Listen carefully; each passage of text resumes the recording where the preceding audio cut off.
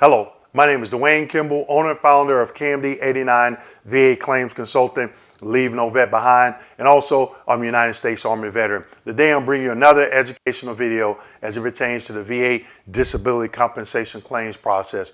But before I get into today's video, I just wanted to share with a lot of the viewers where you could find the description section of this video. In a lot of my previous videos, I stated, click on the show more button, look in the description section, and people still ask me a lot of questions that information that can be found in the description section of my videos, okay? So in this following slide, I'm going to show you how you can find the description section, okay? So slide number one.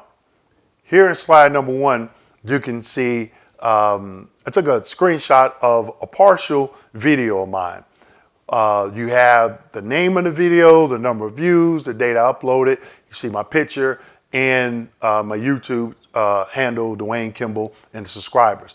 But if you see what I have outlined in red, okay, it says the words show more. If you click on that button, you'll see, well, you can already see my website and then the training events, to the link to our training events on our website of the educational classes that we give monthly. But if you click on show more, that'll open up the description section for this particular video and all my other YouTube videos that I've uploaded, okay?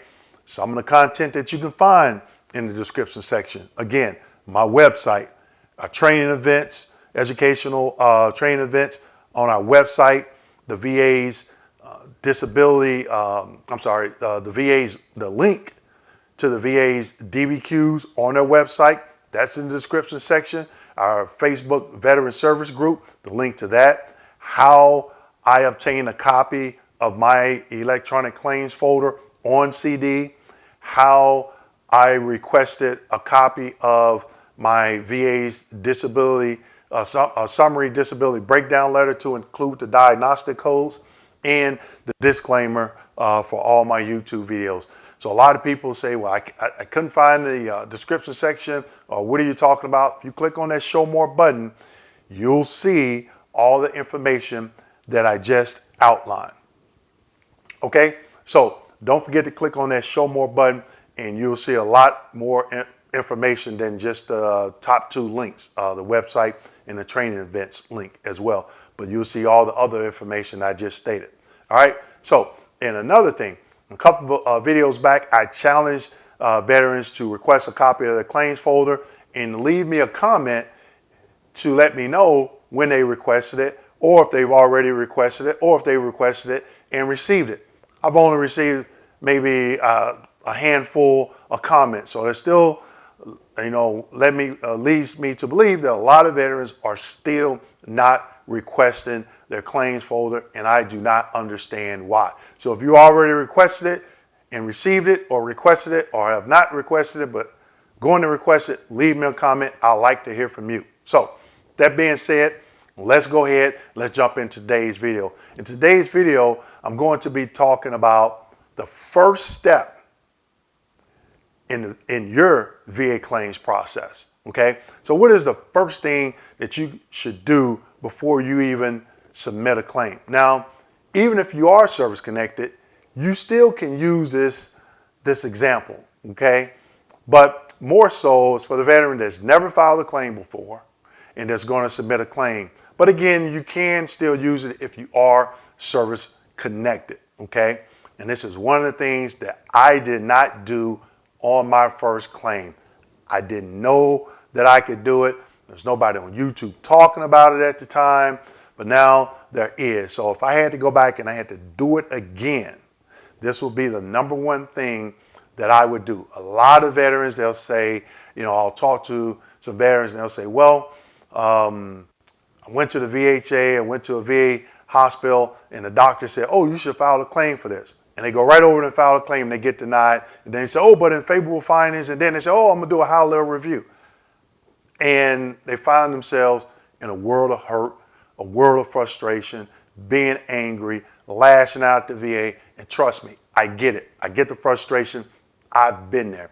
But it's some things that you can do as the veteran to alleviate a lot of that frustration and anxiety. And I think this is the first place that you can start. Like I stated, I didn't do this, and if I had to do my claim all over again, okay, I would definitely follow this first step. But it's up to you as a veteran. This is merely my opinion, okay?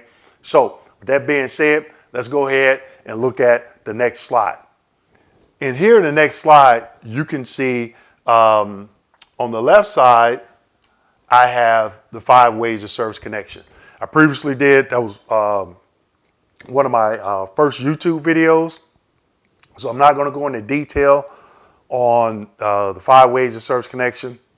We give a monthly training where we spend about 40 minutes, maybe longer, 45 minutes on the 5 ways of service connection. We're giving some examples, of each one. And also we talk about maybe with some evidence that you may need, if a nexus statement is needed, a DBQ, et cetera, or whatever. But I'm not doing that today, all right? So on the left-hand side, you see 5 ways of service connection. You have pre-service aggravation, direct service connection, secondary service connection, increased service connection. You have presumptive service connection. In presumptives, you have Agent Orange, 1 year, 3 years, 7 year, Camp Lejeune, and Gulf War. And all of them are color-coded, and I'll get into that here in a minute, okay? But on the right side, you see claim conditions, lumbar pain condition, lumbar pain / condition, PTSD, migraines, sleep apnea, hearing loss, tinnitus, right ankle pain, ischemic heart disease, COPD, arthritis, neck, and then kidney cancer, okay? So the reason why I came up with this diagram, because a lot of veterans, they'll say, well, they'll go into this long drawn out explanation, right? And whatever they're talking about, the condition they're talking about does not fall under the 5 ways of service connection. And if it doesn't, more than likely, guess what is going to get denied. All right, I cannot stress that enough. But also keep in mind, everybody's claim is different. You could be claiming the same condition as another veteran under the same way of service connection, and you could possibly, that veteran could get granted the benefit and you can get denied. And there could be some extenuating circumstances or some other variables that cause you to get denied. But for today, what we're talking about is the 5 ways of service connection. Then I give some examples of some claim conditions, okay? So you have these claim conditions on the right. And what I did was I took an arrow and I drew it to one of the ways of service connection, okay? Now, even though you claim it this way, it still doesn't mean you're going to get service connected. If it's a new claim, you may need a medical opinion with, you may need an exam, CMP exam with a medical opinion and rationale, which is what? Nexus statement. Not an IMO, a nexus statement, because the rationale, again, a lot of veterans miss that piece of a rationale. They say, oh, I got a medical opinion. Then I ask, do you have a rationale? And they're like, oh, what's that?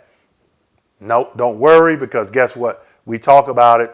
We educate you in our educational training on what goes into a nexus statement, which is listed on our website. And where's our website?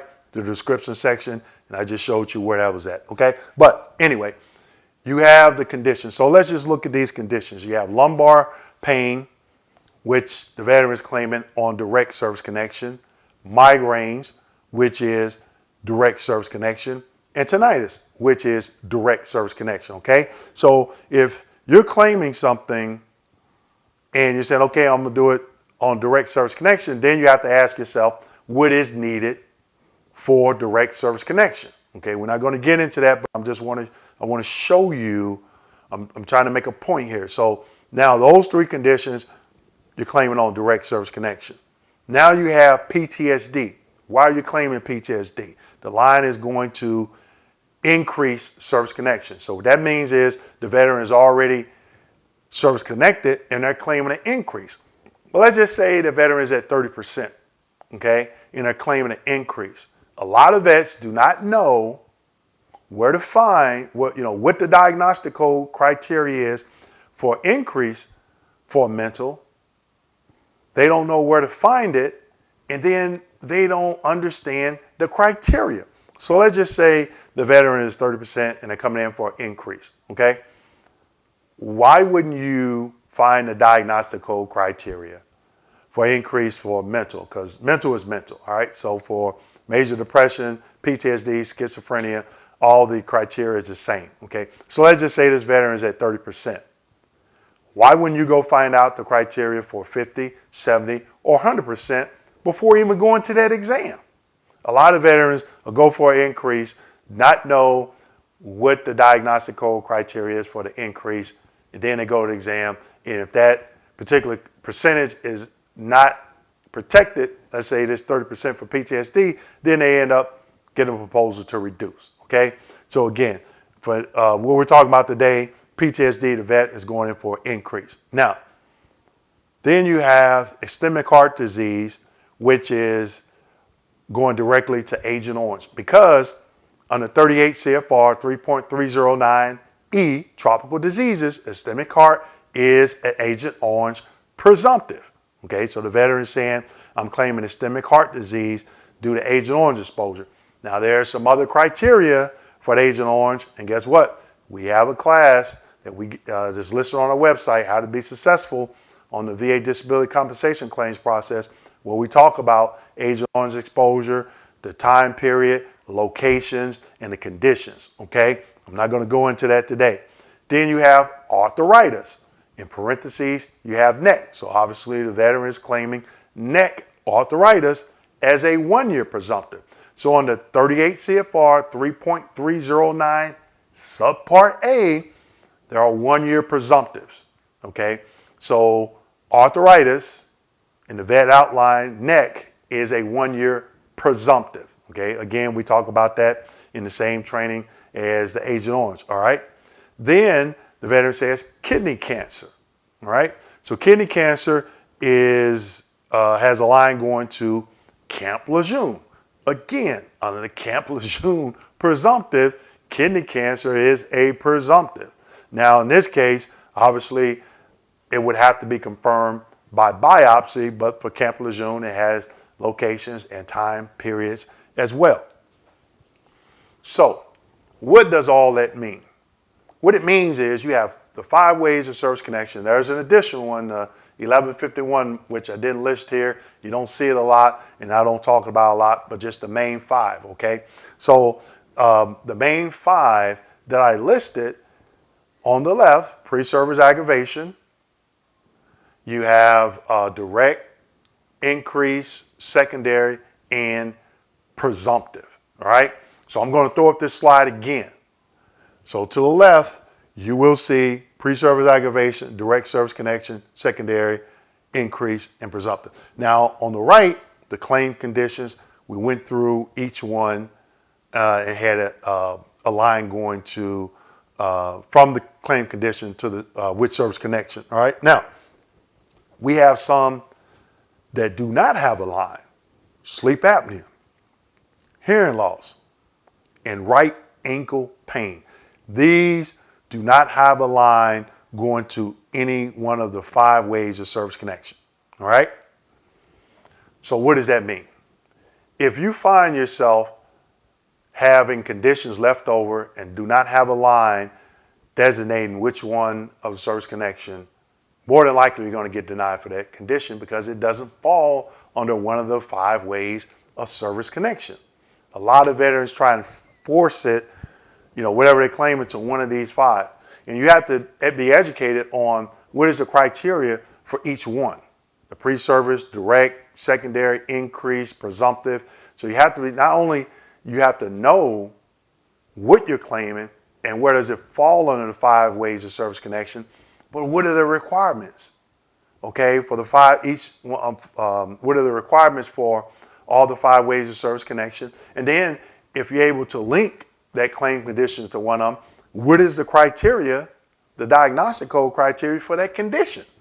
All right, so when you get to that CMP exam, you can reasonably articulate your symptomology as it pertains to what you're claiming, and you're educated on how you're claiming it under the 5 ways of service connection. Okay, so I just want to share that because I get a lot of questions and people are like, I'm claiming sleep apnea. I had it in service, but I never got treated for it, never diagnosed for it, but I have it now. I went to the VA hospital and the doctor said, yep, you can file that as a claim. And you can. But if it doesn't fall under the 5 ways of service connection, guess what? You're going to get denied. And then they say, oh, I'm going to do a high-level review. Okay?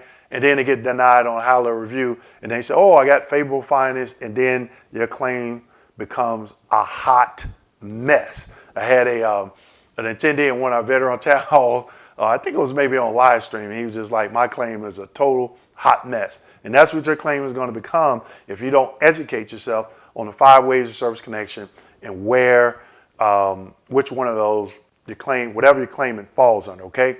So you definitely want to make sure you get educated on that. And I'm going to do some other videos as well as follow-ups to this one. Like, so what is the next step? After you file a claim, what happens? But again, this is something I did not do. Okay, I got some other videos that talk about some bad information that I got.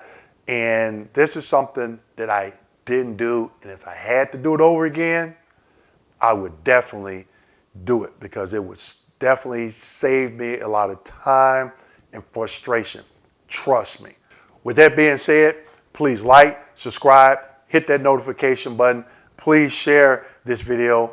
Don't forget to go out to our website, which is in the description section of this video. I hope to see you in one of our monthly educational trainings. If not, I'll see you in our next educational video. Thank you.